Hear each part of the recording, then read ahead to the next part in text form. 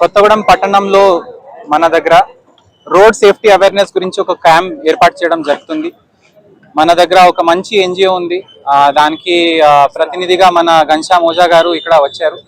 వాళ్ళకి సాయంగా మన police team, road transport team, అందరు అధికారులు ఇక్కడ బ్లడ్ గ్రూప్ చెకింగ్ క్యాంప్ ఏర్పాటు చేయడం జరిగింది.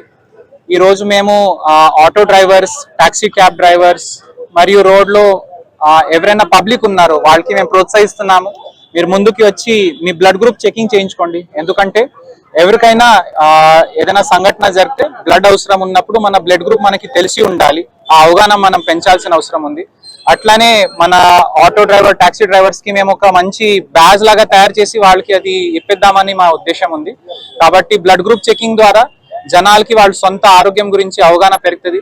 అట్లానే బ్లడ్ గ్రూప్ తెలిసిన తర్వాత కూడా మనం ఎవరికైనా సహాయం చేయాలంటే మన బ్లడ్ మంచిగా ఉండాలి. కాబట్టి డ్రగ్స్ ఎవరైనా మీన్స్ అట్లా క్యూరియాసిటీ అయినా ఒక ఏదో వాడి చూద్దాం అనుకున్నా కూడా వాడొద్దు. ఎందుకంటే మన బ్లడ్ మంచిగా ఉంటే మనం వేరే వాళ్ళకి కాపాడగలుగుతాం. కాబట్టి నేను ఫస్ట్ ముందుగా నేను రెడీ ఉన్నాను. నా బ్లడ్ చెకింగ్ చేశారు. ఎవరికైనా బ్లడ్ గ్రూప్ అవసరం ఉంటే, నా బ్లడ్ గ్రూప్ ది అవసరం ఉంటే నేను అందుబాటులో ఉంటాను. ఖచ్చితంగా ముందుగా ఉంటాను. బ్లడ్ ఇవ్వడానికి నేను రెడీగా ఉన్నాను. యువత అందరికీ నా కోరిక ఒకటే ఉంది.